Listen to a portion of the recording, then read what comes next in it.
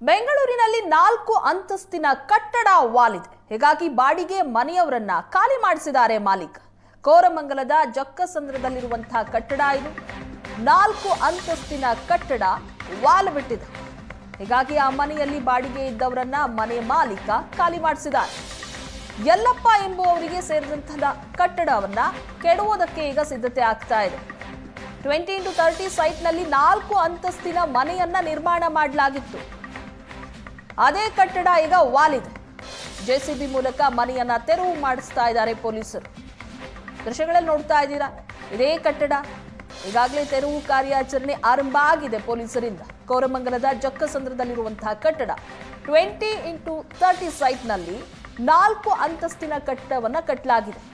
Plan ಇಲ್ಲದೆ ಅಕ್ರಮವಾಗಿ ನಿರ್ಮಿಸಿರುವಂತಹ ಕಟ್ಟಡ ಇದು. ಮಾಲೀಕರ ವಿರುದ್ಧ ಈಗ ಪ್ರಕರಣ ದಾಖಲು ಮಾಡೋದಕ್ಕೆ ಪೊಲೀಸರು ಸಿದ್ಧತೆ ಮಾಡಿಕೊಳ್ತಾ ಇದ್ದಾರೆ.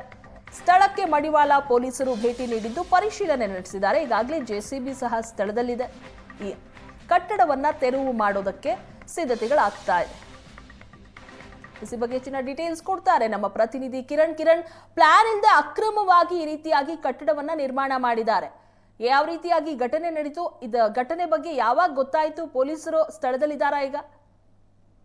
ಪ್ರಗತಿ, ಖಂಡಿತ. ಬೆಂಗಳೂರಿನಲ್ಲಿ ಕಟ್ಟಡ ಒಂದು ವಾಲಿರ್ತಕ್ಕಂಥದ್ದು 4 ಅಂತಸ್ತಿನ ಕಟ್ಟಡ. ಯಲ್ಲಪ್ಪ ಅನ್ನೋರಿಗೆ ಸೇರಿದ ಕಟ್ಟಡ ವಾಲಿರ್ತಕ್ಕಂಥದ್ದು. ಕೂಡಲೇ ಸುಮಾರು 12-1 ಗಂಟೆ ಸುಮಾರಿಗೆ ಪೊಲೀಸರಿಗೆ ಗೊತ್ತಾಗುತ್ತೆ. ಸ್ಥಳೀಯರು ಫೋನ್ ಮಾಡಿ ಕಟ್ಟಡ ವಾಲಿರೋ ಬಗ್ಗೆ ಸಹ ಮಾಹಿತಿ ಕೊಡ್ತಾರೆ. ಸ್ಥಳಕ್ಕೆ ಮಡಿವಾಳ ಪೊಲೀಸರು ಕೂಡ ಸ್ಥಳಕ್ಕೆ ಭೇಟಿ ಕೊಟ್ಟು ಪರಿಶೀಲನೆ ನಡೆಸ್ತಾ ಇರ್ತಕ್ಕಂಥದ್ದು. ಕೋರಮಂಗಲದ ಜಕ್ಕಸಂದ್ರದಲ್ಲಿ ಘಟನೆ ನಡೆದಿರ್ತಕ್ಕಂಥದ್ದು. 20x30 ಸೈಟ್ ನಲ್ಲಿ ಸಹ 4 ಫ್ಲೋರ್ ಅನ್ನ ಕಟ್ಟಲಾಗಿತ್ತು. ಬಾಡಿಗೆ ಮನೆಗಳನ್ನ ಕೊಡಲಾಗಿತ್ತು. ಬಾಡಿಗೆ ಮನೆಯವರನ್ನ ಪೊಲೀಸರು ಈಗ ಖಾಲಿ ಮಾಡಿಸ್ತಾ ಇದ್ದಾರೆ. ಸ್ಥಳಕ್ಕೆ ಮಡಿವಾಳ ಪೊಲೀಸರು ಸಹ ಭೇಟಿ ಕೊಟ್ಟು ಪರಿಶೀಲನೆ ನಡೆಸ್ತಾ ಇರ್ತಕ್ಕಂಥದ್ದು. ಕಟ್ಟಡ ನಿರ್ಮಾಣ ಮಾಡೋದ್ರಲ್ಲಿ ಮೇಸ್ತ್ರಿ ಮಹೇಶ್ ಕಟ್ಟಡ ನಿರ್ಮಾಣ ಮಾಡಿದ್ದ ಆತ ಏನು 20x30ಗೆ ಪರ್ಮಿಷನ್ ಅಂತ ತೆಗೆದುಕೊಂಡಿದ್ದಾರೆ ಯಲ್ಲಪ್ಪ. ಈತ ಮಹೇಶ್ ಅಂತ ಮೇಸ್ತ್ರಿ ಕಟ್ಟಡವನ್ನ ನಿರ್ಮಾಣ ಮಾಡಿದ್ದ. ಈಗ ಜೆಸಿಬಿ ತರಿಸಿ ಕಟ್ಟಡ ವಾಲಿರ್ತಕ್ಕಂಥ ಕಟ್ಟಡವನ್ನ ತೆರವುಗೊಳಿಸೋ ಕಾರ್ಯವನ್ನ ಪೊಲೀಸರು ಮಾಡ್ತಾ ಇದ್ದಾರೆ. ಸರಿಯಾದ ರೀತಿಯಲ್ಲಿ ಬಿಬಿಎಂಪಿಯಿಂದ ಸರಿಯಾದ ರೀತಿಯಲ್ಲಿ ಪ್ಲಾನ್ ಅನ್ನ ತೆಗೆದುಕೊಂಡರೆ ಅಕ್ರಮವಾಗಿ ಲೈಸೆನ್ಸ್ ಅನ್ನ ಪಡ್ಕೊಂಡು ಈ ಕಟ್ಟಡ ನಿರ್ಮಾಣ ಮಾಡಲಾಗಿದೆ ಅಂತ ಹೇಳಿ ಪೊಲೀಸರು ಹೇಳ್ತಾ ಇರ್ತಕ್ಕಂಥದ್ದು. ಮಾಲೀಕರ ವಿರುದ್ಧ ಈಗ ಪ್ರಕರಣ ದಾಖಲು ಮಾಡೋದಕ್ಕೂ ಸಹ ಪೊಲೀಸರು ಸಿದ್ಧತೆ ನಡೆಸಿದ್ದಾರೆ.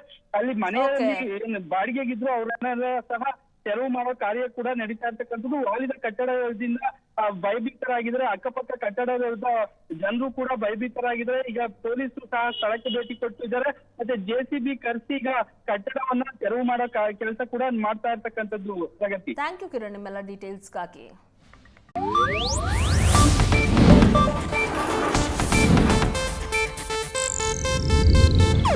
ಇದು ಏಷ್ಯಾನೆಟ್ ನ್ಯೂಸ್ ನೆಟ್ವರ್ಕ್ ಪ್ರಸ್ತುತಿ.